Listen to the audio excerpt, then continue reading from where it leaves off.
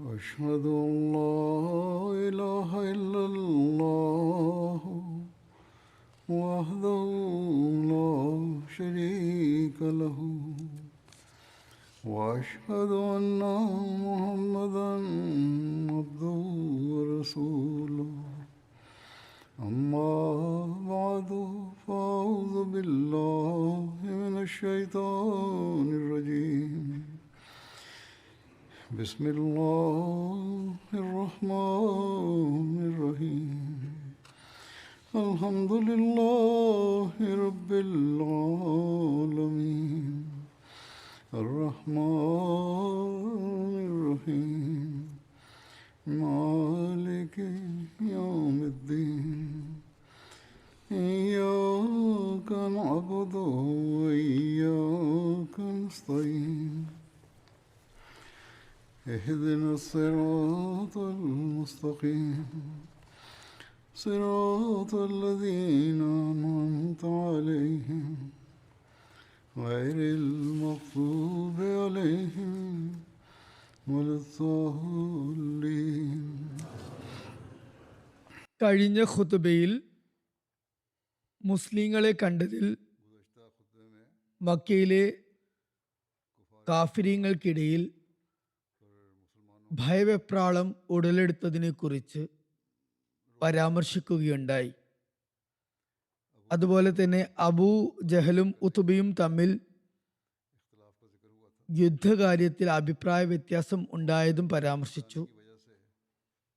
തുടർന്ന് അബൂ ജഹലിന്റെ പരിഹാസം കേട്ട് ഉത്ബ യുദ്ധപ്രഖ്യാപനം നടത്തുകയുമുണ്ടായി. അങ്ങനെ കൃത്യമായി യുദ്ധത്തിന് സമാരംഭം കുറിച്ചു. അതിനെക്കുറിച്ചുള്ള വിശദാംശങ്ങൾ ഇപ്രകാരം വന്നിരിക്കുന്നു. ഉത്ബ ബിൻ റബിയ തൻ്റെ സഹോദരനായ ഷെയ്ബ ബിൻ റബിയയുടെയും അതുപോലെ തൻ്റെ മകനായ വലീദ് ബിൻ ഉത്ബയുടെയും മധ്യത്തിലായി സഞ്ചരിച്ചുകൊണ്ട് അണികൾ ഭേദിച്ച് മുൻകടക്കുകയും യുദ്ധത്തിന് വെല്ലുവിളി നടത്തുകയും ചെയ്തു. ഹസരത്ത് അലി നിവേദനം ചെയ്യുന്നു, ഉത്ബ ബിൻ റബിയ മുന്നോട്ടേക്ക് വന്നു. തൊട്ടു പിന്നാലെ അയാളുടെ മകനും അതുപോലെ അയാളുടെ സഹോദരനും വന്നു. ആരുണ്ട് എന്നോട് പോരിടാൻ എന്ന് അയാൾ ഉറക്കി വിളിച്ചു ചോദിച്ചു. അപ്പോൾ കുറച്ച് അൻസാർ യുവാക്കൾ അയാൾക്ക് മറുപടി നൽകി. അപ്പോൾ അയാൾ ചോദിച്ചു, നിങ്ങളൊക്കെ ആരാണ്? അതായത് ഉത്ബ അൻസാറുകളോട് ചോദിച്ചു, നിങ്ങളൊക്കെ ആരാണ്? തങ്ങൾ ആരാണെന്ന് അവർ പറഞ്ഞു.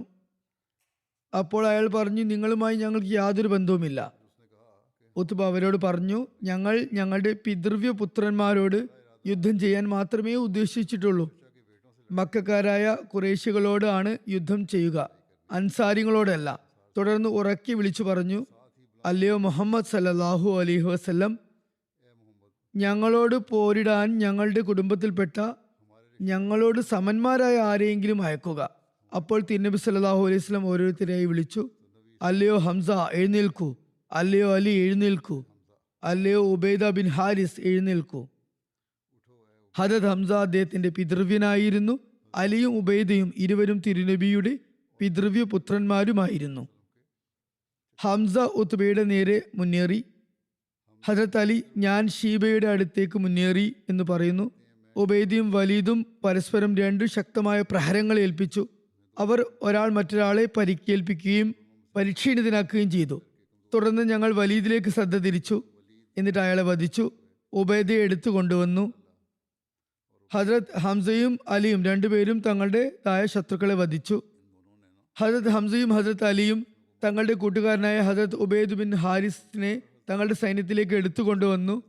അപ്പോൾ അദ്ദേഹത്തിന്റെ കാൽ ഖണ്ഡിക്കപ്പെട്ടിരുന്നു. അദ്ദേഹത്തെ റസൂലുള്ളാഹി സ്വല്ലല്ലാഹു അലൈഹി വസല്ലമയുടെ സമക്ഷത്തിൽ ഹാജരാക്കി. അദ്ദേഹം റസൂൽ തിരുമേനി സല്ലല്ലാഹു അലൈഹി വസല്ലമയോട് ചോദിച്ചു, എന്താ ഞാൻ ഷഹീദല്ലേ? തിരുനബി സല്ലല്ലാഹു അലൈഹി വസല്ലം പറഞ്ഞു, തീർച്ചയായും താങ്കൾ ഷഹീദാകുന്നു. ഹദത്ത് ഉബൈദ റസൂൽ തിരുമേനി സല്ലല്ലാഹു അലൈഹി വസല്ലമയുടെ പിതൃവ്യ സഹോദരനായിരുന്നു. അദ്ദേഹം ആ പരിക്കുകളിൽ നിന്നും രക്ഷപ്പെടാതെ ബദറിൽ നിന്നുള്ള തിരിച്ചു വരവിൽ വഴിമധ്യേ വഫാത്തായി. ഹദത്ത് ഉബൈദ ബിൻ ഹാരിസിനെ കുറിച്ച് ഒരു നിവേദനത്തിൽ ഇപ്രകാരം വന്നിരിക്കുന്നു, അദ്ദേഹത്തിന്റെ കാലുകൾ വാളുകൾ കൊണ്ട് ഖണ്ഡിക്കപ്പെട്ടപ്പോൾ അദ്ദേഹത്തിന്റെ കൂട്ടുകാർ അദ്ദേഹത്തെ തിരികെ കൊണ്ടുവന്നു. അദ്ദേഹത്തെ റസൂലുള്ളാഹി സ്വല്ലല്ലാഹു അലൈഹി വസല്ലമയുടെ അടുത്ത് കൊണ്ടുവന്നപ്പോൾ റസൂലുള്ളാഹി സ്വല്ലല്ലാഹു അലൈഹി വസല്ലമയുടെ അടുത്തായി അദ്ദേഹത്തെ കിടത്തി റസൂലുള്ളാഹി സ്വല്ലല്ലാഹു അലൈഹി വസല്ലം തന്റെ തൃപ്പാദങ്ങൾ അദ്ദേഹത്തിന്റെ താഴ്വശത്തായി വെച്ചു, അദ്ദേഹത്തിന് കാലിന് താഴെയായി വെച്ചു. അപ്പോൾ ഉബൈദ വളരെ സ്നേഹപൂർവ്വം അദ്ദേഹത്തെ നോക്കിക്കൊണ്ട് പറഞ്ഞു, അല്ലയോ റസൂലുള്ളാഹി സ്വല്ലല്ലാഹു അലൈഹി വസല്ലം, ഇന്ന് അബൂ താലിബ് ജീവിച്ചിരിപ്പുണ്ടെങ്കിൽ മനസ്സിലാക്കിയേനെ അദ്ദേഹത്തിന്റെ വചനങ്ങൾക്ക് യഥാർത്ഥ അവകാശി ഞാനാണ്. തുടർന്ന് ഹസ്രത്ത് അബൂ താലിബിന്റെ കവിതാശകലം അദ്ദേഹം ചൊല്ലി. അതിന്റെ അർത്ഥം ഇപ്രകാരമാണ്: ബൈത്തുള്ള, അതായത് കാബയെ തൊട്ട് സത്യം, മുഹമ്മദ് സല്ലല്ലാഹു അലൈഹി വസല്ലം എല്ലാവരാലും ഉപേക്ഷിക്കപ്പെടും എന്ന് പറഞ്ഞത് കളവാകുന്നു. നോക്കൂ, ഇപ്പോൾ ഞങ്ങൾ അദ്ദേഹത്തെ പ്രതിരോധിക്കാനായി വാളോ അമ്പോ ഒന്നും തന്നെ പ്രയോഗിച്ചിട്ട് പോലുമില്ല, അതായത് യുദ്ധമൊന്നും ചെയ്തിട്ട് തന്നെയില്ല. ഞങ്ങൾ അദ്ദേഹത്തെ നിങ്ങൾക്ക് വിട്ടുതരുമെന്ന് നിങ്ങൾ പറഞ്ഞത് പച്ചക്കള്ളമാകുന്നു. എന്നാൽ ഞങ്ങളുടെ ശവങ്ങൾ അദ്ദേഹത്തിന് ചുറ്റിലും വീണു കിടക്കുന്നതുവരെ, ഞങ്ങൾ ഞങ്ങളുടെ ആൺമക്കളെയും പെൺമക്കളെയും ഒരുപോലെ മറന്നു പോകുന്നതുവരെ അത് സംഭവിക്കുകയില്ല തന്നെ. അപ്പോൾ റസൂലുള്ളാഹി സ്വല്ലല്ലാഹു അലൈഹി വസല്ലം പറഞ്ഞു, താങ്കൾ ഷഹീദാണെന്ന് ഞാൻ സാക്ഷ്യം വഹിക്കുന്നു. ആ സമയത്ത് അബൂജഹൽ ഒരു ദുആ ചെയ്തിരുന്നു. അതേക്കുറിച്ച് ഇപ്രകാരം വിവരിക്കപ്പെടുന്നു: ഇരു സൈന്യങ്ങളും പരസ്പരം കൊമ്പുകോർത്ത സമയത്ത്, അതായത് ഘോരയുദ്ധം അരങ്ങേറിയപ്പോൾ, അബൂജഹൽ ഇപ്രകാരം ദുആ ചെയ്തു: അള്ളാഹുവെ, ഞങ്ങളിൽ ആരാണോ അടുത്ത ബന്ധുത്വം മുറിക്കുന്നത്, അതുപോലെ ഞങ്ങൾ ഇതിനു മുമ്പ് ഒരിക്കലും കേൾക്കാത്ത കാര്യങ്ങൾ പറയുന്നത്, അയാളെ നീ നശിപ്പിച്ചാലും, ഇന്ന് തന്നെ നശിപ്പിച്ചാലും. ഹദരത്ത് മസീമൂദ് അലൈഹി ഇസ്ലാം ഇതേക്കുറിച്ച് ഇപ്രകാരം എഴുതുന്നു: ബദർ യുദ്ധവേളയിൽ ഒരു വ്യക്തി അംർ ഇബ്നു ഹിഷാം എന്ന പേര് ഉള്ള വ്യക്തി, അയാൾ പിൽക്കാലത്ത് അബൂജഹൽ എന്ന പേരിൽ അറിയപ്പെട്ടിരുന്നു, ഉണ്ടായിരുന്നു. അയാൾ ഖുറൈശികളുടെ പ്രമാണിയും ഗോത്രമൂപ്പനുമായിരുന്നു. അയാൾ ഇപ്രകാരം ദുആ ചെയ്തു: അല്ലാഹുമ്മ മൻ കാന മിന്ന അഫ്സദ ഫിൽ ഖൗമി വഖ്താ ഫി റഹ്മി ഫഅഹിൻഹു അൽ യൗമ.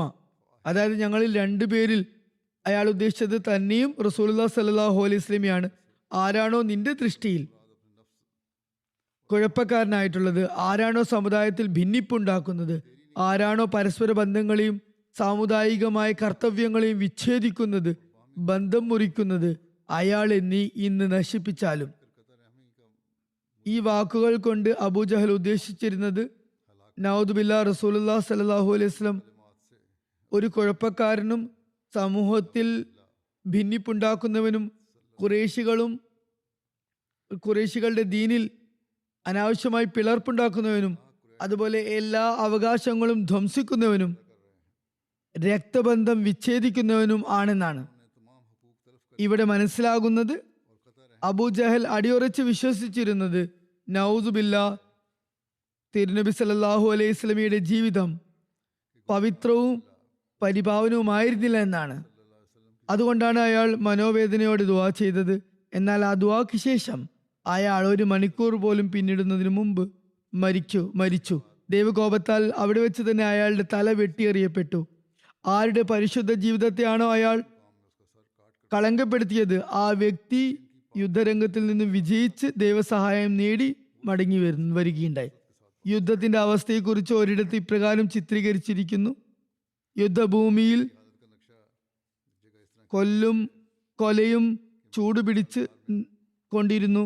മുസ്ലിങ്ങളുടെ മുമ്പിൽ അവരെക്കാൾ 3 മടങ്ങ് വലിയ ഒരു സംഘം നിലകൊള്ളുന്നുണ്ടായിരുന്നു. അവർ എല്ലാതരം യുദ്ധ സാമഗ്രികളാലും സന്നിഹിതരായിരുന്നു. അവർ ഇന്ന് ഞങ്ങൾ ഇസ്ലാമിന്റെ പേരും അടയാളവും പോലും ഭൂമിയിൽ നിന്നും തുടച്ചു നീക്കുമെന്ന് വിശ്വസിച്ചായിരുന്നു യുദ്ധമൈതാനത്തിൽ ഇറങ്ങിയത്. പാവം മുസ്ലിങ്ങൾ അംഗബലത്തിൽ തുലോം കുറവായിരുന്നു. സാധനങ്ങളും അവരുടെ പക്കൽ നന്നേ കുറവായിരുന്നു. ദാരിദ്ര്യത്തിന്റെയും നാടുകടത്തലിന്റെയും ആഘാതമേറ്റ് തളർന്ന് ബാഹ്യോപാധികളുടെ കാര്യത്തിൽ മക്ക വിശ്വാസികളുടെ മുമ്പാകെ ഏതാനും നിമിഷം കൊണ്ട് മുട്ടുകുത്തുന്ന നിലയുള്ളവരായിരുന്നു. എന്നാൽ തൗഹീദിന്റെയും റിസാലത്തിന്റെയും, അതായത് അള്ളാഹുവിന്റെ റസൂലിന്റെയും സ്നേഹം അവരെ ഉന്മാദികളാക്കിയിരുന്നു. ഭൂമുഖത്ത് മറ്റെന്തിനേക്കാളും ശക്തമായ വിശ്വാസം അവരുടെ ഉള്ളിൽ ഒരു അനിതര സാധാരണമായ ശക്തി നിറച്ചിരുന്നു. അവർ ആ സമയത്ത് ദീനീ സേവനത്തിന്റെ ഒരു പുതിയ മാതൃക, മുൻപെവിടെയും കാണപ്പെടാത്ത മാതൃക ആ യുദ്ധ മൈതാനത്തിൽ കാണിക്കുന്നുണ്ടായിരുന്നു. ഓരോരുത്തരും മറ്റുള്ളവരെ മുൻകടക്കുന്നുണ്ടായിരുന്നു. ദൈവമാർഗത്തിൽ ജീവനർപ്പിക്കാനായി അസ്വസ്ഥരാകുന്നുണ്ടായിരുന്നു. ഹംസയും അലിയും സുബൈറും ശത്രുക്കളുടെ അണികൾ ഭേദിച്ച് അവ തുണ്ടം തുണ്ടമാക്കിയിരുന്നു. മുസ്ലിങ്ങളുടെ ആദ്യത്തെ ഷഹീദിനെ കുറിച്ച് ഇപ്രകാരം രേഖപ്പെട്ടിരിക്കുന്നു: ഹദരത്ത് ഉമർ ബിൻ ഖത്താബിന്റെ സ്വതന്ത്രനാക്കിയ അടിമ ഹദരത്ത് മഹ്ജ ഒരു അമ്പേറ്റ് ഷഹീദായിരുന്നു. മുസ്ലിങ്ങളിൽ ഷഹാദത്ത് വരിച്ച ആദ്യ വ്യക്തി അദ്ദേഹമായിരുന്നു. അതേ തുടർന്ന് ബനി അദിയ് ബിൻ നജ്ജാറിലെ ഒരു വ്യക്തി ഹസ്രത്ത് ഹാരിസ ബിൻ സുറാഖയും ഷഹാദത്ത് വരിക്കുകയുണ്ടായി. അദ്ദേഹം ജലാശയത്തിൽ നിന്ന് വെള്ളം കുടിക്കുകയായിരുന്നു. അദ്ദേഹത്തിലേക്ക് ആരോ അമ്പെയ്തു. അത് അദ്ദേഹത്തിന്റെ കഴുത്തിൽ തുളച്ചു കയറി. അപ്രകാരം അദ്ദേഹം ഷഹാദത്തിന്റെ ദർജ വരിക്കുകയുണ്ടായി. ഹസ്രത്ത് അനസ് റളിയല്ലാഹു അൻഹുവിൽ നിന്ന് നിവേദനം, ഹാരിസ ബിൻ സുറാഖ ബിൻ ഹാരിസ് റളിയല്ലാഹു അൻഹു ബദർ യുദ്ധത്തിൽ വെച്ച് ഷഹീദായി. അപ്പോൾ അദ്ദേഹം യുവാവായിരുന്നു. അദ്ദേഹത്തിന്റെ മാതാവ് റുബയ്യ ബിൻത് നസ്ർ ഹസ്രത്ത് അനസിന്റെ പിതൃ സഹോദരി നബി സല്ലല്ലാഹു അലൈഹി വസല്ലമയുടെ അടുത്ത് വന്നിരുന്നു. അവർ ഇപ്രകാരം പറഞ്ഞു, അല്ലയോ റസൂലുള്ളാഹി സ്വല്ലല്ലാഹു അലൈഹി വസല്ലം, താങ്കൾക്കറിയാം ഹാരിസ റളിയല്ലാഹു അൻഹുവിന് എൻ്റെ പക്കൽ എന്ത് സ്ഥാനമായിരുന്നു ഉണ്ടായിരുന്നതെന്ന്. അതിനാൽ അദ്ദേഹം സ്വർഗത്തിലാണെങ്കിൽ ഞാൻ ക്ഷമ കൈക്കൊള്ളുന്നതാണ്, പ്രതിഫലം കാക്ഷിക്കുന്നതുമാണ്. ഇനി വേറെ എന്തെങ്കിലുമാണ് കാര്യമെങ്കിൽ ഞാൻ എന്തൊക്കെ ചെയ്യുമെന്ന് താങ്കൾ കാണുന്നതാണ്. തിരുനബി സല്ലല്ലാഹു അലൈഹി വസല്ലം പറഞ്ഞു, കഷ്ടം, നിനക്കെന്താ ഭ്രാന്ത് പിടിച്ചോ? സ്വർഗം ഒന്നു മാത്രമേ ഉള്ളൂ എന്ന് കരുതിയോ? തിരുനബി സല്ലല്ലാഹു അലൈഹി വസല്ലം പറഞ്ഞു, സ്വർഗങ്ങൾ ഒരുപാടുണ്ട്. നിങ്ങളുടെ മകൻ ജന്നത്തുൽ ഫിർദൗസിലാണുള്ളത്. ഈ യുദ്ധത്തിൽ സഹാബാക്കൾ പ്രദർശിപ്പിച്ച യുദ്ധവീര്യം സംബന്ധിച്ച് ഇപ്രകാരം രേഖപ്പെട്ടിരിക്കുന്നു. റസൂലുള്ളാഹി സല്ലല്ലാഹു അലൈഹി വസല്ലം പറഞ്ഞു, ആരാണോ ഇന്ന് ക്ഷമയോടെ അതുപോലെ പ്രതിഫലം കാക്ഷിച്ച് യുദ്ധം ചെയ്യുന്നത്, അതുപോലെ ആരാണോ പുറംതിരിഞ്ഞോടാത്തത്, അയാളെ അള്ളാഹു സ്വർഗത്തിൽ പ്രവേശിപ്പിക്കുന്നതാണ്. ഇത് കേട്ട് ബനി സൽമക്കാരനായ സുബൈർ ബിൻ ഹമാം പറഞ്ഞു, അവരുടെ കയ്യിൽ ആ സമയത്ത് കുറച്ച് ഈത്തപ്പഴങ്ങൾ ഉണ്ടായിരുന്നു. അവരത് തിന്നുകയായിരുന്നു. അതവരെ കേട്ടപ്പോൾ തന്നെ പറഞ്ഞു, വാ വാ, എന്റെയും സ്വർഗത്തിന്റെയും ഇടയിൽ ഇത്രമാത്രം കാലതാമസമേ ഉള്ളൂ. ഇവർ എന്നെ വധിക്കുകയും വീണ്ടും വാളെടുത്ത് യുദ്ധം ചെയ്ത് ഷഹീദാകുകയും ചെയ്യാൻ വേണ്ട സമയം മാത്രം.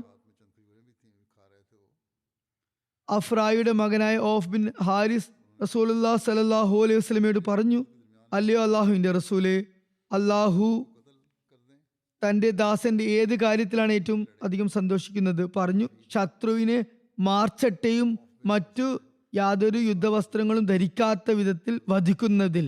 അപ്പോൾ അദ്ദേഹം തന്റെ മാർച്ചട്ട അഴിച്ചു വലിച്ചെറിഞ്ഞു. എന്നിട്ട് ഒരുപാട് കാഫിര്യങ്ങളെ വധിച്ചു സ്വയം ഷഹീദായി. അബൂജഹലിന്റെ വധത്തെക്കുറിച്ച് ബുഖാരിയിലുള്ള നിവേദനം അനുസരിച്ച്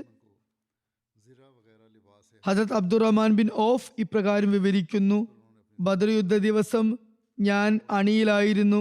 ഞാൻ മുഖം തിരിച്ചപ്പോൾ കണ്ടത് എൻ്റെ ഇടം വലമായി 2 ചെറുപ്പക്കാരായ ബാലന്മാർ നിൽക്കുന്നു. അവരുടെ സാന്നിധ്യത്തിൽ ഞാൻ ഒരിക്കലും സ്വയം സുരക്ഷിതനായി കണക്കാക്കിയില്ല.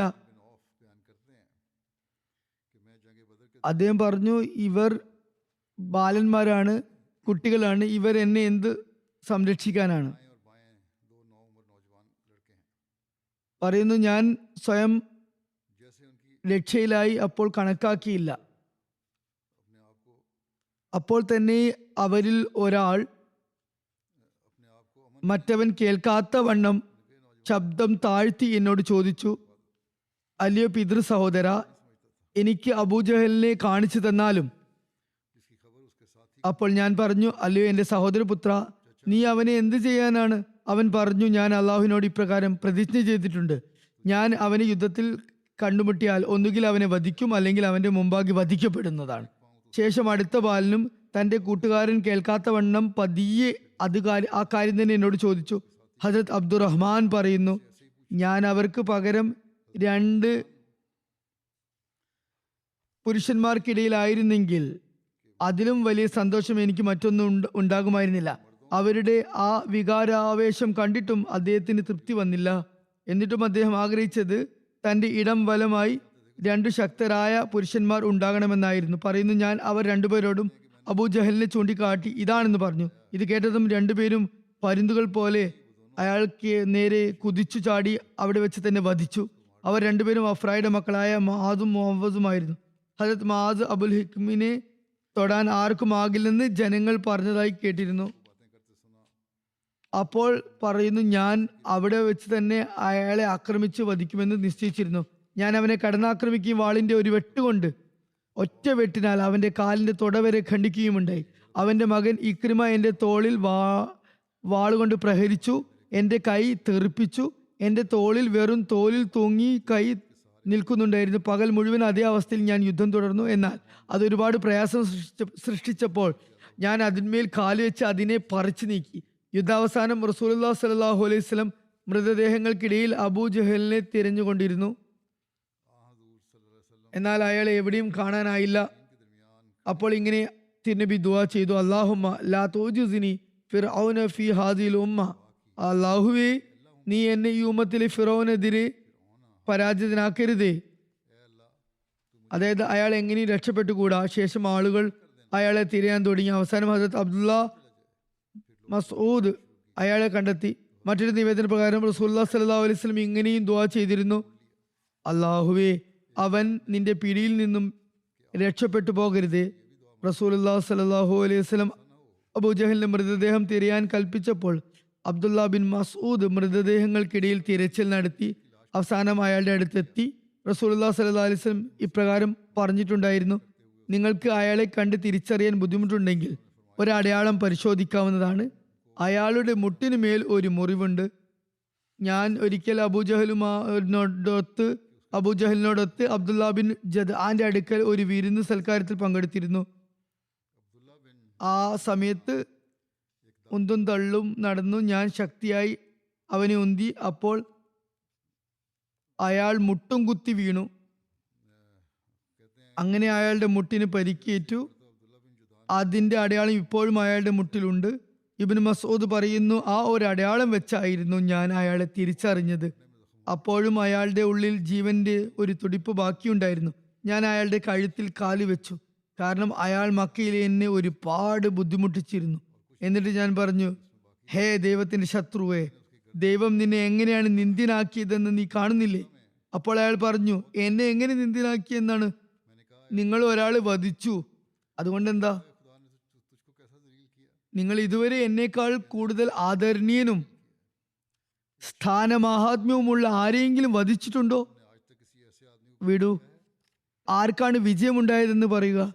ഹജറത്ത് അബ്ദുല്ല ബിൻ മസൂദ് പറയുന്നു, അബൂജഹൽ എന്നോട് തന്റെ അന്ത്യം അടുത്ത സമയത്ത് അവന്റെ കഴുത്തിൽ ഞാൻ ചവിട്ടി നിൽക്കവേ ഇപ്രകാരം പറഞ്ഞിരുന്നു, അല്ലയോ ആടുകളെ മേയ്ക്കുന്ന നീചനായ ആട്ടിടയാ, നീ ചവിട്ടിയിരിക്കുന്നത് നീ ഒരിക്കലും കയറി നിൽക്കാൻ പാടില്ലാത്ത സ്ഥലത്താണ്. അബ്ദുല്ല ബിൻ മസൂദ് പറയുന്നു, പിന്നെ ഞാൻ അവന്റെ തല വെട്ടി റസൂലുള്ളാഹി സ്വല്ലല്ലാഹു അലൈഹി വസല്ലമയുടെ സവിധത്തിൽ കൊണ്ടുചെന്ന് ആ തൃപ്പാദങ്ങളിൽ ഇട്ടുകൊടുത്തു. എന്നിട്ട് പറഞ്ഞു, യാ റസൂലുള്ളാഹി സ്വല്ലല്ലാഹു അലൈഹി വസല്ലം, ഇത് ദൈവശത്രുവായ അബൂജഹലിന്റെ തലയാണ്. റസൂലുള്ളാഹി സ്വല്ലല്ലാഹു അലൈഹി വസല്ലം അള്ളാഹുവിന് നന്ദി പറഞ്ഞു. എന്നിട്ട് തുടർന്നു, അല്ലാഹു ലസീ ലാ ഇലാഹ ഗൈറുഹു, അതായത് അള്ളാഹുവിന്റെ പാവന അസ്തിത്വമല്ലാതെ മറ്റൊന്നും ആരാധനക്ക് അർഹനായി ഇല്ല. ഇത് ഇബ്നു ഹിഷാമിന്റെ നിവേദനമാണ്. മറ്റൊരു നിവേദനത്തിൽ നിന്നും മനസ്സിലാകുന്നത്, ഹജരത്ത് അബ്ദുല്ല ബിൻ മസൂദ് അബൂജഹലിനെ വധിച്ച ശേഷം റസൂലുള്ളാഹി സ്വല്ലല്ലാഹു അലൈഹി വസല്ലമയുടെ സമക്ഷം ഹാജരായി അബൂജഹലിനെ വധിച്ച സംഭവം വിവരിച്ചു. ശേഷം റസൂലുള്ളാഹി സ്വല്ലല്ലാഹു അലൈഹി വസല്ലം അദ്ദേഹത്തോടൊപ്പം കാൽനടയായി വധസ്ഥലിയിലേക്ക് പോയി. എന്നിട്ട് പറഞ്ഞു, അല്ലാഹു ആണ്, അവനല്ലാതെ മറ്റൊരു ആരാധ്യനും ഇല്ല. ഞാനും അങ്ങനെ ഏറ്റു പറഞ്ഞു, അല്ലാഹു ആണ്, അവനല്ലാതെ മറ്റൊരു ആരാധ്യനുമില്ല. ശേഷം റസൂലുള്ളാഹി സ്വല്ലല്ലാഹു അലൈഹി വസല്ലം അബൂജഹലിന്റെ ശവത്തിനടുത്ത് നിന്നുകൊണ്ട് പറഞ്ഞു, അല്ലയോ അള്ളാഹുവിന്റെ ശത്രു, നിന്നെ നിന്ദ്യനാക്കിയ അള്ളാഹുവിനാണ് സർവസ്തുതിയും. ഹദരത്ത് ഖതാദയിൽ നിന്നും നിവേദനം, റസൂലുള്ളാഹി സ്വല്ലല്ലാഹു അലൈഹി വസല്ലം പറഞ്ഞു, എല്ലാ സമുദായത്തിനും ഒരു ഫിറഔൻ ഉണ്ടാകും. ഈ ഉമ്മത്തിലെ ഫിറഔൻ അബൂജഹലാകുന്നു. അള്ളാഹു അയാളെ ക്രൂരമായി വധിച്ചിരിക്കുന്നു. അഫ്രയുടെ 2 ആൺകുട്ടികളും മലക്കുകളും അയാളെ വധിച്ചിരിക്കുന്നു. അബ്ദുല്ല ബിൻ മസൂദാണ് അയാളുടെ കഥ കഴിച്ചത്. ഹജറത്ത് അഖ്ദസ് മസീഹ് മൗഊദ് അലൈഹി സ്വലാത്തു വസ്സലാം പറയുന്നു, അബൂജഹലിനെ ഫിറൗൻ എന്നിവിടെ പറഞ്ഞിരിക്കുന്നു. എന്നാൽ എൻ്റെ അഭിപ്രായത്തിൽ അയാൾ ഫിറൗനേക്കാളും എത്രയോ ഉപരിയാണ്. കാരണം ഫിറൗൻ അവസാന നിമിഷമെങ്കിലും പറഞ്ഞു, ആമൻതു അന്നഹു ലാ ഇലാഹ ഇല്ലല്ലസി ആമനത് ബിഹി ബനു ഇസ്രായേൽ, അതായത് ഞാൻ വിശ്വാസം കൈക്കൊള്ളുന്നു, ബനു ഇസ്രായേലുകാർ വിശ്വസിച്ച അസ്തിത്വമല്ലാത്ത മറ്റൊന്നും ആരാധനക്കർഹനല്ല എന്ന് ഞാൻ വിശ്വാസം കൈക്കൊള്ളുന്നു. എന്നാൽ ഇയാൾ അന്ത്യം വരെ വിശ്വാസം കൈക്കൊണ്ടില്ല. മക്കയിൽ എല്ലാ കുഴപ്പങ്ങളും ഇയാളായിരുന്നു നടത്തിയത്. വലിയ അഹങ്കാരിയും തന്നിഷ്ടക്കാരനും മഹത്വവും ആദരവും എപ്പോഴും ആഗ്രഹിച്ചിരുന്ന വ്യക്തിയുമായിരുന്നു. ഹജരത് മസീമൂദ് അലൈഹി ഇസ്ലാം പറയുന്നു, ചുരുക്കത്തിൽ റസൂലുള്ളാഹി സ്വല്ലല്ലാഹു അലൈഹി വസല്ലം ഹജരത് മൂസയെ പോലെ തന്റെ സമുദായത്തിലെ സജ്ജനങ്ങളെ വന്യജന്തുക്കളിൽ നിന്നും രക്തദാഹികളിൽ നിന്നും മോചിപ്പിച്ചു. ഹജരത് മൂസയെ പോലെ അവരെ മക്കയിൽ നിന്നും മദീനയിലേക്ക് ആനയിച്ചു. ഉമ്മത്തിലെ ഫിറഔനായ അബൂജഹലിനെ ബദർ യുദ്ധ മൈതാനത്ത് വെച്ച് നശിപ്പിക്കുകയും ചെയ്തു. ഹജരത് മുസ്ലിം മൗദ് റളിയല്ലാഹു പറയുന്നു, ബദർ വേളയിൽ മക്ക നിഷേധികൾ വന്നപ്പോൾ കരുതിയത് ഇനി ഞങ്ങൾ മുസ്ലിങ്ങളെ വധിച്ച് ഒടുക്കുന്നതാണ് എന്നാണ്. അബൂജഹൽ പറഞ്ഞു, ഞങ്ങൾ പെരുന്നാൾ ആഘോഷിക്കുന്നതാണ്, മദ്യം കൊണ്ട് ആറാടുന്നതാണ്, ഇനി മുസ്ലിങ്ങളെ കൊന്നിട്ട് മാത്രമേ പിന്മാറുകയുള്ളൂ എന്ന് അവർ കരുതി. എന്നാൽ അതേ അബൂജഹലിനെ മദീനയിലെ 2 ബാലന്മാർ ചേർന്ന് വധിച്ചു. മക്ക നിഷേധികൾ മദീനക്കാരെ വളരെ നിന്ദ്യരായി കാണിച്ചിരുന്നു. അവരെ അറായി കൃഷിക്കാർ എന്ന് വിളിച്ചിരുന്നു. അതായത് വെറും പച്ചക്കറി നടുകയും കൃഷിവേല ചെയ്യുകയും ചെയ്യുന്ന ഇവർക്ക് യുദ്ധത്തെക്കുറിച്ച് എന്താ അറിയാൻ. ഏതായാലും ആ ബാലന്മാർ അയാളെ വധിച്ചു. അയാൾക്ക് തന്റെ അന്ത്യാഭിലാഷം പോലും പൂർത്തിയാകാതെ ഹതാശനായി മരിക്കേണ്ടി വന്നു. പ്രമാണിമാർ വധിക്കപ്പെടുമ്പോൾ അവർ പ്രമാണിമാരാണെന്ന് തിരിച്ചറിയപ്പെടാനായി അവരുടെ കഴുത്ത് നീളത്തിൽ ഖണ്ഡിക്കുന്നത് അറബികളുടെ ഒരു പൊതു സമ്പ്രദായമായിരുന്നു. അയാൾ ബോധമില്ലാതെ അംഗചലനമറ്റ് പരിക്കേറ്റതായി കിടക്കുന്നത് അബ്ദുള്ള ബിൻ മസൂദ് കണ്ടപ്പോൾ ചോദിച്ചു, എന്താണ് ഇപ്പോൾ അവസ്ഥ? അയാൾ പറഞ്ഞു, എനിക്കൊരു വിഷമം മാത്രമേ ഉള്ളൂ. മദീനയിൽ 2 ആരായിക്കാരായ കൃഷിക്കാരായ ബാലന്മാരാണ് എന്നെ വധിച്ചിരിക്കുന്നത്. അബ്ദുള്ള ചോദിച്ചു, നിനക്ക് എന്തെങ്കിലും ആഗ്രഹം ബാക്കിയുണ്ടോ? അയാൾ പറഞ്ഞു, ഇനി എൻ്റെ ആഗ്രഹം എൻ്റെ കഴുത്ത് നീട്ടി വെട്ടണമെന്നാണ്. അദ്ദേഹം പറഞ്ഞു, നിന്റെ ഈ ആഗ്രഹവും ഞാൻ പൂർത്തിയാക്കുന്നതല്ല. അങ്ങനെ അയാളുടെ തല താടി എല്ലിനോട് ചേർത്ത് ശക്തിയായി ഖണ്ഡിച്ചു. പെരുന്നാൾ ആഘോഷിക്കാൻ ആഗ്രഹിച്ച അയാൾക്ക് അവിടെ വെച്ച് തന്നെ ചാവടിയന്തരം നടത്തേണ്ടി വന്നു. അയാൾ കുടിച്ച മദ്യം പോലും ശരിക്കും അയാൾക്ക് ദഹിക്കാനുള്ള ഭാഗ്യമുണ്ടായില്ല. മുഷ്രിക്കീങ്ങളിലേക്ക് റസൂലുള്ളാഹി സ്വല്ലല്ലാഹു അലൈഹി വസല്ലം ചരൽ വാരി എറിഞ്ഞത് സംബന്ധിച്ച് വന്നിരിക്കുന്നു.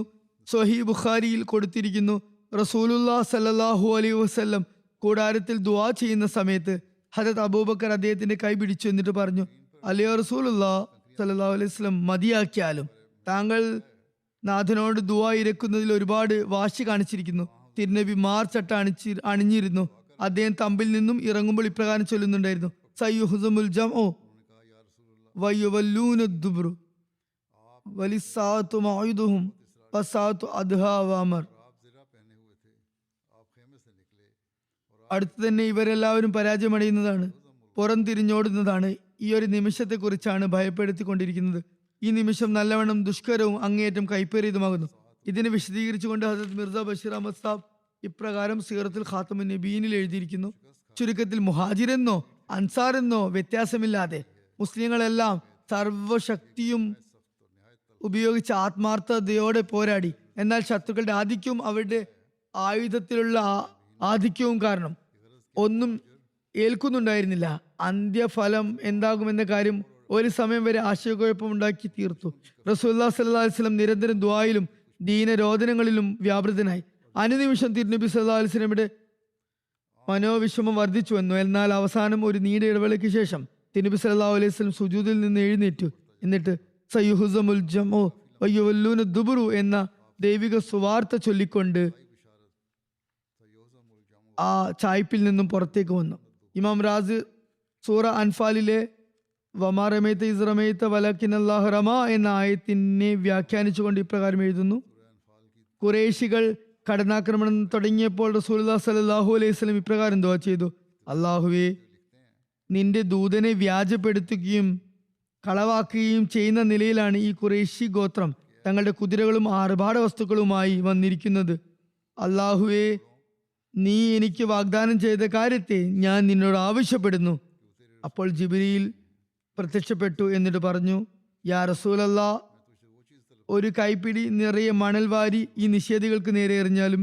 പിന്നീട് ഇരു സൈന്യങ്ങളും ഏറ്റുമുട്ടിയപ്പോൾ റസൂലുള്ളാഹി സ്വല്ലല്ലാഹു അലൈഹി വസല്ലം ഹദരത്ത് അലിയോട് പറഞ്ഞു, താഴ്വാരത്തുള്ള ചരലുകൾ അടങ്ങിയ ഒരു പിടി മണ്ണ് എനിക്ക് വാരിത്തരിക. എന്നിട്ട് അത് തിരുനബി സല്ലല്ലാഹു അലൈഹി വസല്ലം നിഷേധികളുടെ മുഖത്തേക്ക് വലിച്ചെറിഞ്ഞു. എന്നിട്ട് ഷാഹത്തിൽ വുജൂ, അതായത് മുഖങ്ങൾ വികൃതമാകട്ടെ എന്ന് പറഞ്ഞു. മുശ്രിക്കീങ്ങൾ തങ്ങളുടെ കണ്ണുകൾ തിരുമ്മാൻ തുടങ്ങി. അങ്ങനെ അവർ പരാജിതരായി. തുടർന്ന് അള്ളാഹു പറയുന്നു, പമാറമേത്ത ഇസ്റമേത്ത വലക്കിന്നല്ലാഹ റമ. അതായത് താങ്കൾ വലിച്ചെറിഞ്ഞ ചരലുകൾ അടങ്ങിയ ആ പിടി മണ്ണ് യഥാർത്ഥത്തിൽ തിരുനബി അല്ല എറിഞ്ഞത്. കാരണം ഒരു മനുഷ്യനെ എറിഞ്ഞാൽ ഉള്ള അതേ പ്രഭാവം മാത്രമേ തിരുനബി എറിഞ്ഞാലും ഉണ്ടാകുകയുള്ളൂ, മറിച്ച് അള്ളാഹുവാണ് അത് എറിഞ്ഞത്. അതിന്റെ ഫലമായി ആ മണൽ തരികൾ അവരുടെ കണ്ണുകളിലേക്ക് ചെന്ന് കയറി. എറിയുന്ന അവസ്ഥ തിരുനബി സല്ലല്ലാഹു അലൈഹി വസല്ലം നിന്നും സംജാതമായെങ്കിൽ അതിന്റെ പ്രഭാവം അള്ളാഹുവിൽ നിന്നായിരുന്നു സംജാതമായത്. ഹദരത്ത് മിർസ ബഷീർ അഹമ്മദ് സാബ് യുദ്ധ മൈതാനത്തെ കുറിച്ച് ഇപ്രകാരം എഴുതുന്നു: തമ്പിൽ നിന്നും പുറത്തിറങ്ങി തിരുനബി സല്ലല്ലാഹു അലൈഹി വസല്ലം നാലുപാടും കണ്ണോടിച്ചപ്പോൾ കൊല്ലും കൊലയും തകൃതിയായി നടക്കുന്നതായി കണ്ടു. ആ സമയത്ത് തിരുനബി സല്ലല്ലാഹു അലൈഹി വസല്ലം മണലും ചരലും വാരി ആ ഒരു പിടി കാഫിര്യങ്ങളുടെ ഭാഗത്തേക്ക് എറിഞ്ഞു. എന്നിട്ട് ആവേശത്തോടെ പറഞ്ഞു, ഷാഹത്തുൽ വുജൂ, ശത്രുക്കളുടെ മുഖം വികൃതമായിരിക്കുന്നു. അതോടൊപ്പം തിരുനബി സല്ലല്ലാഹു അലൈഹി വസല്ലം മുസ്ലിങ്ങളോട് ഉറക്കി വിളിച്ചു പറഞ്ഞു, ഒറ്റയടിക്ക് ആക്രമണം നടത്തുവിൻ. മുസ്ലിങ്ങളുടെ കാതുകളിൽ തങ്ങളുടെ പ്രിയ യജമാനന്റെ ശബ്ദം പതിച്ചതും അവർ തക്ബീർ ധ്വനി മുഴക്കിക്കൊണ്ട് കടന്നാക്രമണം നടത്തി. മറുവശത്ത് റസൂലുള്ളാഹി സ്വല്ലല്ലാഹു അലൈഹി വസല്ലം ഒരു പിടി മണൽ വാരി എറിഞ്ഞതും ഒരു ശക്തമായ കൊടുങ്കാറ്റ് ആഞ്ഞു വീശുകയും കാഫിര്യങ്ങളുടെ കണ്ണുകളും മൂക്കുകളും മണലും ചരലും കൊണ്ട് നിറയാൻ തുടങ്ങുകയും ചെയ്തു. തിരുനബി സല്ലല്ലാഹു അലൈഹി വസല്ലം പറഞ്ഞു, നമ്മെ സഹായിക്കാനെത്തിയ ദൈവത്തിൽ നിന്നും വന്ന മലക്കുകളുടെ സൈന്യമാണിത്. ആ സമയത്ത് ചിലർക്ക് ആ മലക്കുകൾ ദൃശ്യമായിരുന്നെന്നും നിവേദനങ്ങളിൽ വന്നിരിക്കുന്നു. ഏതായാലും ഉത്തുബ, ഷീബ, അബൂജഹൽ തുടങ്ങിയ ഖുറൈശ് മൂപ്പന്മാർ അതിനകം മണ്ണിൽ അടഞ്ഞിരുന്നു. മുസ്ലിങ്ങളുടെ മിന്നലാക്രമണവും കൊടുങ്കാറ്റിന്റെ ശക്തമായ പ്രഹരവും കാരണം ഖുറൈശികളുടെ കാലുകൾ ഇടറി. താമസിയാതെ കാഫിര്യങ്ങളുടെ സൈന്യം പുറംതിരിഞ്ഞോടി. അല്പസമയത്തിനകം അവരുടെ ഭാഗത്തുള്ള മൈതാനം കാലിയായി. ഹദരത്ത് മസീഹ് ഇസ്ലാം പറയുന്നു, ലിഖാ എന്ന ദർജ, ദൈവവുമായുള്ള കൂടിക്കാഴ്ചയുടെ പദവിയിൽ ഒരു മനുഷ്യനിൽ നിന്നും മാനുഷിക ശക്തിക്ക് അതീതമായ കാര്യങ്ങൾ സംഭവിക്കുന്നു. അത് ദൈവിക ശക്തിയുടെ നിറം ഉൾവഹിക്കുന്നതായി ഇരിക്കും. ഏതുപോലെ നമ്മുടെ യജമാന പ്രഭുവായ സയ്യിദുർ റസൂൽ ഹദരത്ത് ഖാത്തമുൽ അംബിയ സല്ലല്ലാഹു അലൈഹി വസല്ലം ബദർ യുദ്ധവേളയിൽ ഒരു പിടി ചരൽ മണൽ വാരി കാഫിര്യങ്ങൾക്ക് നേരെ എറിഞ്ഞപ്പോൾ ഏതെങ്കിലും ദുആ മുഖേനയല്ലാതെ ആത്മീയ ശക്തിയാൽ അത് എറിയപ്പെട്ടപ്പോൾ അത് ദിവ്യശക്തി പ്രകടിപ്പിച്ചു. എതിർ സൈന്യത്തിൽ അത് എത്രമാത്രം അസാധാരണ പ്രഭാവം ചെലുത്തി എന്നാൽ അവരിൽ ഒരാളുടെ കണ്ണിൽ പോലും അതിന്റെ പ്രഭാവം എത്താതെ വന്നില്ല. അവരെല്ലാവരും അന്ധരെ പോലെ ആയി. അവരെല്ലാവരും മന്ദിപ്പും അസ്വസ്ഥതയുമുള്ളവരായി ഭ്രാന്തരെ പോലെ അവർ ഓടിത്തുടങ്ങി. ഈ ദിവ്യ ദൃഷ്ടാന്തത്തെക്കുറിച്ചാണ് പ്രസ്തുത ആയത്തിൽ അള്ളാഹു സൂചിപ്പിച്ചിരിക്കുന്നത്. അതായത്, നീ ഒരു പിടി മണൽ എറിഞ്ഞപ്പോൾ അത് നീയല്ല എറിഞ്ഞത്, മറിച്ച് അള്ളാഹു ആയിരുന്നു എറിഞ്ഞത്. അതായത് മറയ്ക്കു പിന്നിൽ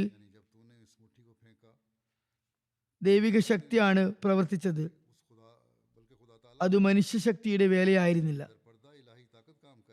ഏതായാലും അല്പസമയത്തിനകം മുശ്രിക്കുകളിൽ പരാജയത്തിന്റെയും അസ്വസ്ഥതയുടെയും ലക്ഷണങ്ങൾ തെളിഞ്ഞു തുടങ്ങി.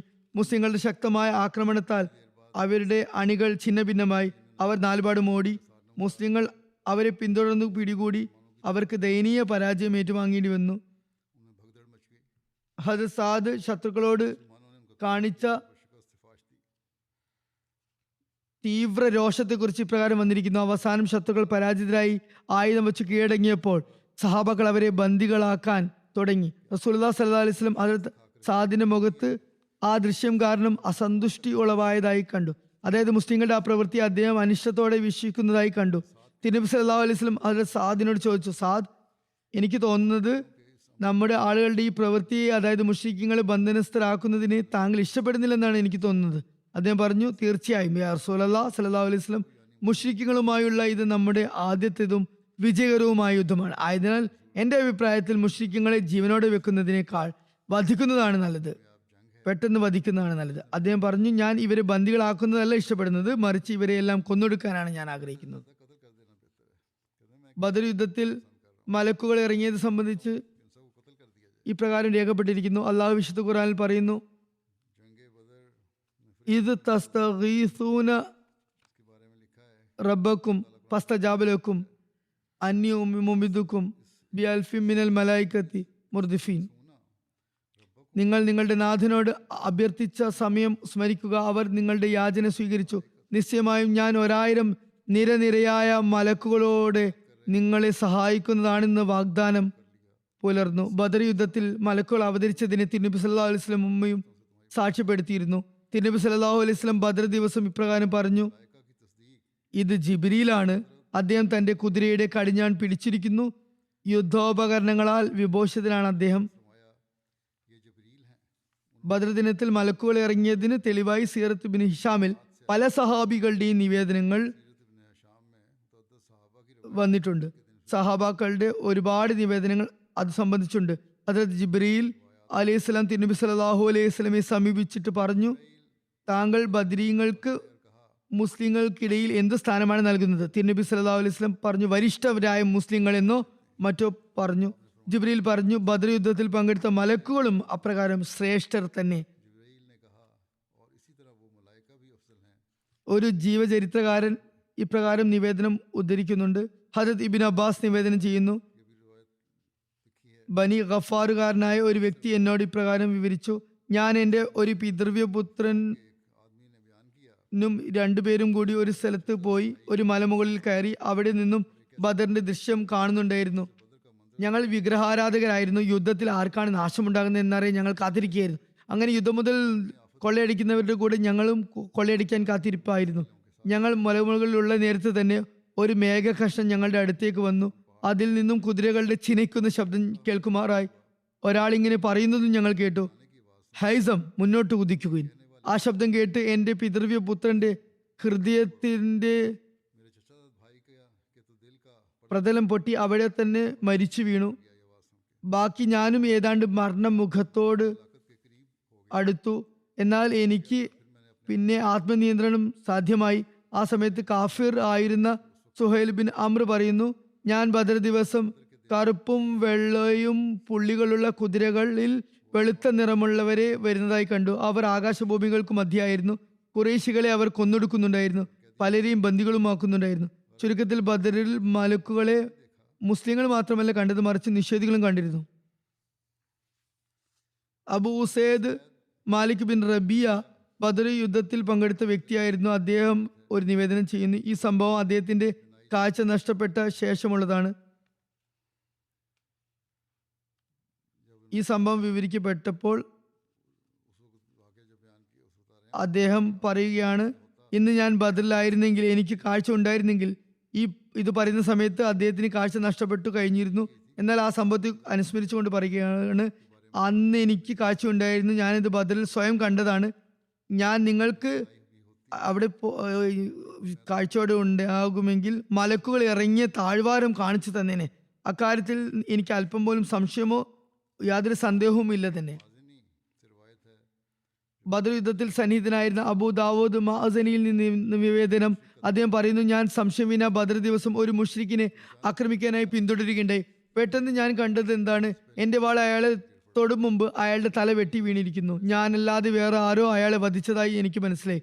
ഹജരത്ത് അബ്ദുല്ല ബിൻ അബ്ബാസിൽ നിന്ന് നിവേദനം: ബദർ ദിവസം മലക്കളുടെ അടയാളം വെള്ള തലപ്പാവായിരുന്നു. അതിന്റെ വാലറ്റം അവർ പുറം ഭാഗത്തേക്ക് തൂക്കിയിട്ടിരുന്നു. ഹുനൈൻ ദിവസം അവരുടെ അടയാളം ചുവന്ന തലപ്പാവായിരുന്നു. ഹജരത്ത് അലി നിവേദനം ചെയ്യുന്നു: തലപ്പാവ് അറബികളുടെ കിരീടമാണ്. ബദർ നാളിൽ മലക്കുകളുടെ അടയാളം വെള്ള തലപ്പാവായിരുന്നെങ്കിൽ അതവർ പുറത്തേക്ക് നീട്ടിയിരുന്നു. എന്നാൽ ജിബ്രീലിന്റെ ശിരസിൽ മഞ്ഞ തലപ്പാവായിരുന്നു ഉണ്ടായിരുന്നത്. ഹജരത്ത് ഇബ്നു അബ്ബാസ് നിവേദനം ചെയ്യുന്നു: മലക്കുകൾ ബദറിലല്ലാത്ത ഒരു യുദ്ധത്തിലും കൊല നടത്തിയിട്ടില്ല. മറ്റു യുദ്ധങ്ങളിൽ അവർ അംഗബലം കൂട്ടാനും സഹായം എത്തിക്കാനുമായിരുന്നു പങ്കെടുത്തിരുന്നത്. ആരെയും വധിക്കുമായിരുന്നില്ല. ഇത് സീറത്ത് ഇബ്നു ഹിഷാമിലെ നിവേദനമാണ്. ചിലരുടെ ധാരണ മലക്കുകളുടെ ഇറക്കം വിശ്വാസികൾക്ക് സ്വാർത്ഥ എന്ന നിലയിലും അവരുടെ മനസമാധാനത്തിന് വേണ്ടി മാത്രമാണ്, അല്ലാതെ യുദ്ധത്തിൽ മലക്കുകൾ പ്രവൃത്തി രൂപത്തിൽ പങ്കെടുത്തില്ല എന്നായിരുന്നു. ചില സഹീഹായ ഹദീസുകൾക്ക് എതിരാണ് ഈ ധാരണ. സഹീഹായ നിവേദനങ്ങളിൽ നിന്ന് വ്യക്തമാകുന്നത് മലക്കുകൾ യുദ്ധത്തിൽ കർമ്മരൂപേണ പങ്കെടുത്തിരുന്നു എന്നാണ്. എന്നിരുന്നാലും ഇവിടെ ഒരു സംശയത്തിന് വകയുണ്ട്. സഹായത്തിനായി ഒരു മലക്ക് പോരായിരുന്നില്ലേ? പിന്നെന്തിനാണ് ആയിരക്കണക്കിന് മലക്കുകൾ ഇറങ്ങിയത്? ഇമാം ഇബ്നു കസീർ സ്വഹീഹൈനിലുള്ള ബുഖാരിയിലും മുസ്ലിമിലുള്ള യുദ്ധത്തിൽ മലക്കുകളുടെ ഇറക്കത്തിനെ കുറിച്ചുള്ള ഹദീസ് ഉദ്ധരിച്ചുകൊണ്ട് എഴുതുന്നു: ദൈവസമക്ഷത്തിൽ നിന്നും മലക്കുകളുടെ ഇറക്കവും അതുപോലെ മുസ്ലിങ്ങൾക്ക് അക്കാര്യം മുമ്പേ അറിയിച്ചു കൊടുത്തതും ഒരു സുവാർത്ത എന്ന നിലയിലായിരുന്നു. അതുകൂടാതെയും അള്ളാഹുവിന് മുസ്ലിങ്ങളെ ശത്രുക്കൾക്കെതിരെ സഹായിക്കാനാകുമായിരുന്നു. അതുകൊണ്ടാണ് അവൻ പറഞ്ഞത്: സഹായം അള്ളാഹുവിൽ നിന്ന് മാത്രമാണ് ഉള്ളത്. സൂറ മുഹമ്മദിൽ പറയുന്നു, അള്ളാഹു ഇച്ഛിച്ചിരുന്നെങ്കിൽ സ്വയം തന്നെ കാഫര്യങ്ങളിൽ നിന്ന് പ്രതികാരം എടുക്കുമായിരുന്നു. എന്നാൽ അവൻ പരീക്ഷിക്കുന്നു, അത് അവന്റെ ശീലമാണ്. ഹദരത്ത് മുസ്ലിമോദ് പറയുന്നു, ബദർ യുദ്ധത്തിൽ അള്ളാഹു തന്റെ മുഖം കാർമുകലുകളിൽ നിന്നും പ്രകടമാക്കി. അതായത് യുദ്ധം തുടങ്ങും മുമ്പേ മഴ വർഷമുണ്ടായി.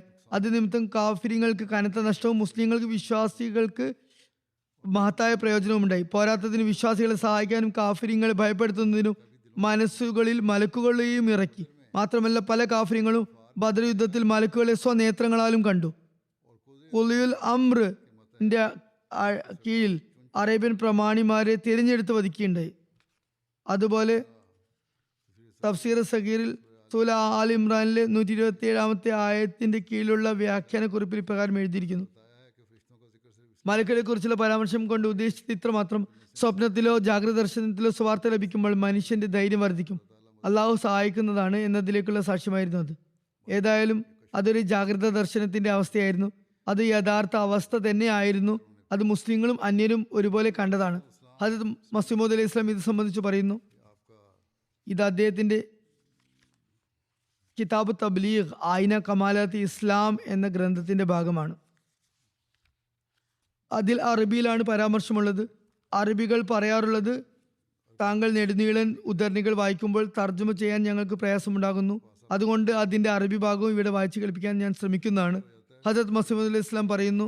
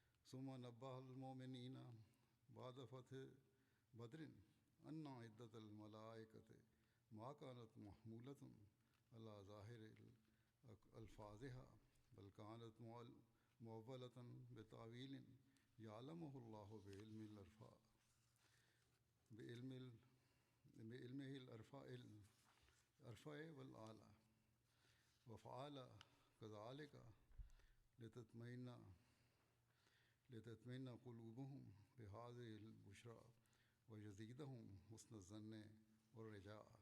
തർജുമ ഇപ്രകാരമാണ്: അള്ളാഹുവിന്റെ ചിരപുരാതനമായ ശീലവും സമ്പ്രദായവും എന്നത് അവൻ തന്റെ യുക്തിക്ക് ഗോപ്യമാക്കണമെന്ന് തോന്നുന്ന സംഭവങ്ങളെ ഗോപ്യവും നിഗൂഢവുമായി വെക്കുന്നു. ജനങ്ങളുടെ ആഗ്രഹങ്ങളും അഭിപ്രായങ്ങളും യഥാർത്ഥത്തിൽ വസ്തുതകൾക്ക് വിപരീതമായിരിക്കും. ചിലപ്പോൾ ഒരു വൻ സംഭവത്തെ ചെറുതും സാധാരണവുമായ സംഭവമായി അവൻ കാണിക്കുന്നു. ചെറു സംഭവത്തെ വലുതും അസാധാരണവുമായും ചിലപ്പോൾ വിവരിക്കുന്നു. സുവാർത്ത അറിയിക്കുന്ന സംഭവത്തെ താക്കീതുപരമായ മുന്നറിയിപ്പുപരമായ സംഭവത്തെ സുവാർത്താപരവുമായും കാണിക്കുന്നു. അള്ളാഹുവിന്റെ നടപടിക്രമമനുസരിച്ച് കാലാകാലങ്ങളായി തുടർന്നു പോരുന്ന ഇത്തരം സംഭവങ്ങൾ 4 തരത്തിലുള്ളതാണ്. അള്ളാഹു ചെറുതും നിസ്സാരവുമായി കാണിക്കണമെന്ന് ആഗ്രഹിച്ച മഹത്തരമായ ഒരു സംഭവം, വൻ സംഭവം ബദർ യുദ്ധത്തിന്റെ സംഭവമാണ്. ആയതിനാൽ ഇഷ്ടമുള്ളവർക്ക് പര്യാലോചന നടത്തുകയും കണ്ണു തുറന്നു നോക്കുകയുമാകാം. ചുരുക്കത്തിൽ അള്ളാഹു ബദർ വേളയിൽ റസൂലുള്ളാഹി സ്വല്ലല്ലാഹു അലൈഹി വസല്ലമയുടെ സ്വപ്നത്തിൽ ഇസ്ലാമിന്റെ ശത്രുക്കളെ എണ്ണത്തിൽ കുറച്ചു കാണിച്ചു. അത് മുഖേന മുസ്ലിങ്ങളുടെ ഹൃദയങ്ങളിൽ നിന്നും അവരെ കുറിച്ചുള്ള ഭയം ഇല്ലാതാക്കാൻ വേണ്ടിയായിരുന്നു അങ്ങനെ ചെയ്തത്. അങ്ങനെ അള്ളാഹു താൻ ഉദ്ദേശിക്കുന്നത് പൂർത്തിയാക്കുന്നതാണ്. അതുപോലെ അള്ളാഹു വല്ലതും അസാധാരണവുമായി കാണിക്കാൻ ഉദ്ദേശിച്ച സംഭവത്തിന് ഉദാഹരണം ഖുറാനിൽ വന്നിട്ടുള്ളത് മലക്കുകളുടെ സഹായത്തിന്റെ സുവാർത്തയാണ്. അങ്ങനെ വിശ്വാസികളുടെ ഹൃദയങ്ങൾക്ക് അവൻ കുളിർമ നൽകുന്നു. യുദ്ധവേളയിൽ അവരെ ഭയമില്ലാത്തവരാക്കി മാറ്റുന്നു. അള്ളാഹു വിശുദ്ധ ഖുറാനിൽ വിശ്വാസികളോട് ഇപ്രകാരം വാഗ്ദാനം ചെയ്യുകയും അവർക്ക് സുവാർത്ത അറിയിക്കുകയും ചെയ്തിരിക്കുന്നു. അതായത് 5000 മലക്കുകൾ മുഖേന അവരെ അവൻ സഹായിക്കാൻ വരുന്നതാണ്. അവർക്ക് ഈ എണ്ണം വർദ്ധിപ്പിച്ചു കൊടുത്ത് അവരെ സന്തോഷിപ്പിക്കുന്നതിന് വേണ്ടിയായിരുന്നു. കാരണം ഒരൊറ്റ മലക്കിന് തന്നെ തന്റെ നാഥന്റെ കൽപ്പനയാൽ ഭൂമിയെ കീഴ്മേൽ മറിക്കാനുള്ള ശക്തിയുണ്ട്. അതിന് 5000 പോയിട്ട് 5 എണ്ണത്തിന്റെ പോലും യഥാർത്ഥത്തിൽ ആവശ്യമില്ല. എന്നാൽ അള്ളാഹു ഉദ്ദേശിക്കുന്നത് അവർക്ക് ലഭിക്കാൻ പോകുന്ന മഹത്തായ സഹായത്തെ കാണിക്കുന്നതിനായി സഹായികളായി വരുന്നവരുടെ ആധിക്യം പ്രകടിപ്പിക്കും വിധത്തിലുള്ള വചനങ്ങൾ ഉപയോഗിക്കാനാണ് ഉദ്ദേശിച്ചത്. ശേഷം അള്ളാഹു ബദർ വിജയം കഴിഞ്ഞ് വിശ്വാസികളെ ഇപ്രകാരം അറിയിച്ചു: മലക്കുകളുടെ എണ്ണം ബാഹ്യ പദങ്ങളുടെ അടിസ്ഥാനത്തിലായിരിക്കില്ല, അത് മഹത്വാനായ അള്ളാഹു ഉദ്ദേശിച്ച കാര്യത്തിന്റെ വ്യാഖ്യാനം എന്നോണമാണ്, വ്യാഖ്യാനാർഹമായിരുന്നു. ആ സുവാർത്ത മുഖേന അവരുടെ ഹൃദയങ്ങൾക്ക് ശാന്തിയും അതുപോലെ തന്നെ സൽഭാവനയും ശുഭപ്രതീക്ഷയും വർദ്ധിക്കാനായിരുന്നു അള്ളാഹു അങ്ങനെ ചെയ്തത്.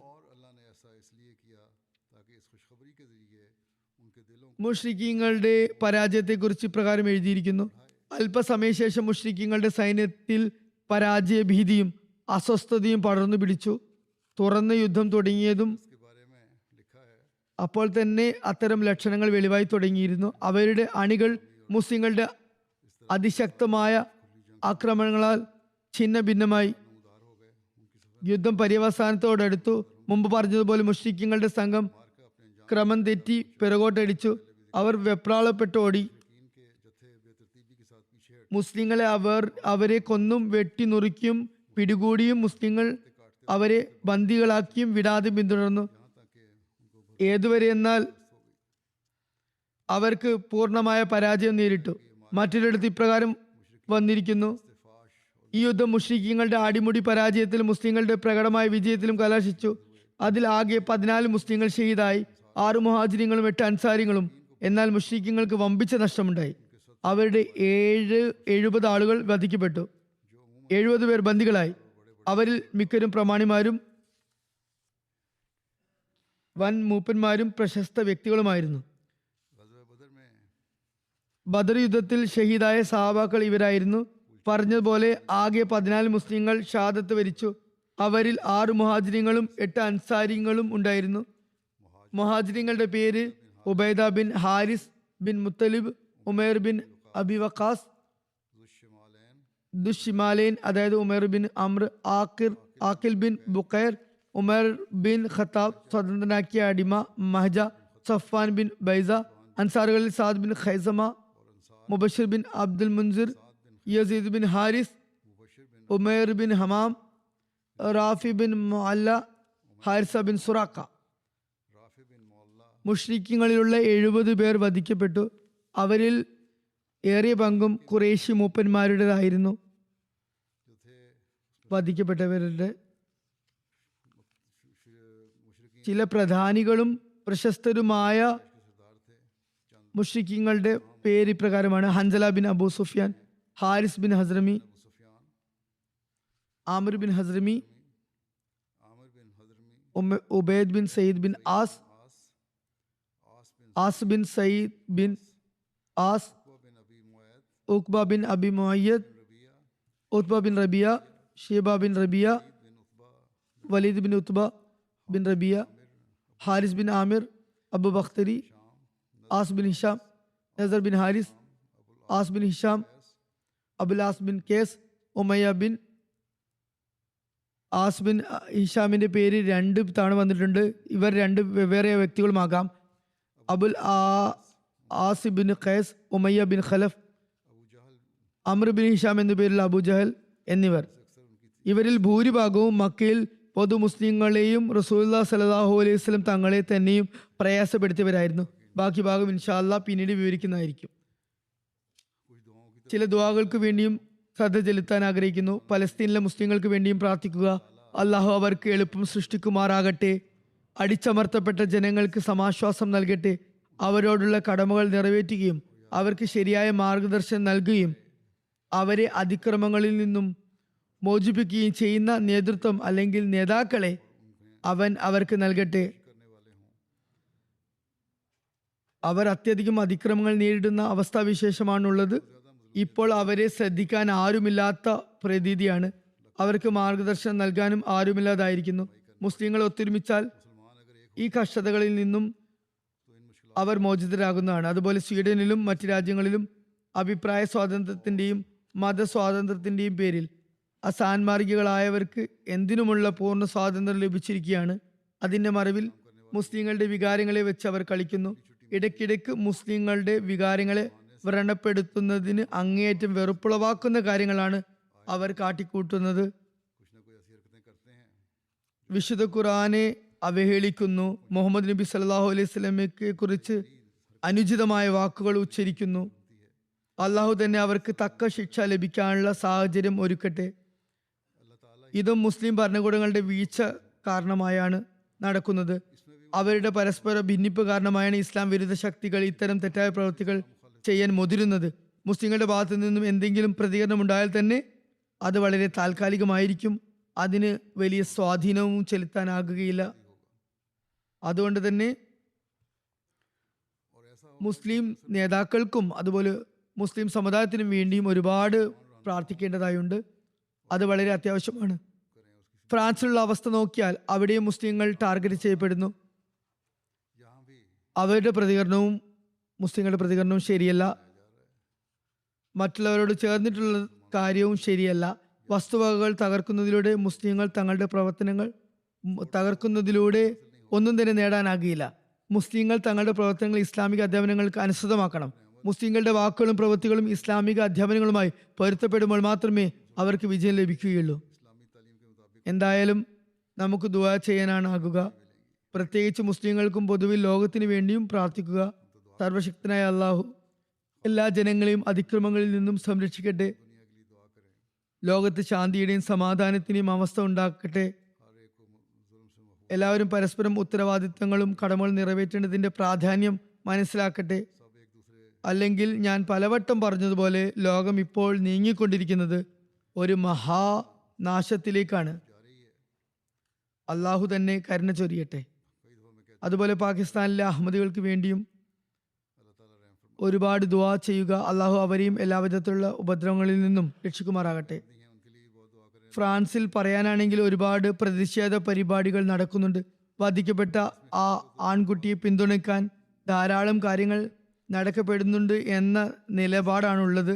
എന്നിരുന്നാലും അവിടെയുള്ള പൊതുജനങ്ങളുടെ പ്രതികരണത്തെക്കുറിച്ച് കേൾക്കുന്നത് മറ്റൊന്നാണ്. പിടികൂടപ്പെട്ട പോലീസ് ഉദ്യോഗസ്ഥനും അതുപോലെ കൊല്ലപ്പെട്ട കുട്ടിക്കും 2 പേർക്കും വേണ്ടി ഇവർ ഫണ്ട് സ്വരൂപിക്കുന്നുണ്ട്. പ്രസ്തുത കുട്ടിക്ക് വേണ്ടി സമാഹരിച്ച ഫണ്ട് വെറും 2 ലക്ഷം യൂറോ മാത്രമാണ് ലഭിച്ചത്. എന്നാൽ തങ്ങൾ പ്രതിഷേധിക്കുന്നതായി അവകാശപ്പെടുന്ന ആ പോലീസ് ഉദ്യോഗസ്ഥന് വേണ്ടി അയാളെ പിന്തുണച്ചിപ്പോൾ അയാളെ സഹായിക്കാനായി ഭരണകൂടം മുന്നോട്ട് വരുന്നുണ്ട്. ലക്ഷത്തിലധികം മില്യണിലധികം യൂറോ ആണ് സമാഹരിച്ചിരിക്കുന്നത്. അള്ളാഹുവിന്റെ കാര്യം തന്നെ ഉണ്ടാകട്ടെ. ഇക്കൂട്ടർക്ക് നീതി നടപ്പിലാക്കാനും മുസ്ലിങ്ങൾക്ക് ഒത്തൊരുമിക്കാനുമുള്ള സൗഭാഗ്യം ലഭിക്കുമാറാകട്ടെ. चलने की भी तौफीक अता फरमाए और मुसलमानों को एक होने की भी तौफीक अता फरमाए.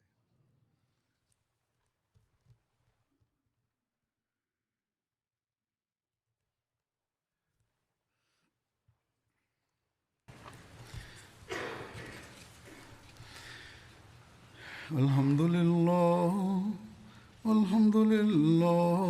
نحمده ونستعينه ونستغفره ونؤمن به ونتوكل عليه ونعوذ بالله من شرور أنفسنا ومن سيئات أعمالنا من يهده الله فلا مضل له ومن يضلل فلا هادي له ونشهد أن لا إله إلا الله ونشهد أن محمدا عبده ورسوله. عباد الله رحمكم الله إن الله يأمر بالعدل والإحسان وإيتاء ذي القربى وينهى عن الفحشاء والمنكر والبغي يعظكم لعلكم تذكرون. اذكروا الله يذكركم وادعوه يستجب لكم ولذكر الله أكبر.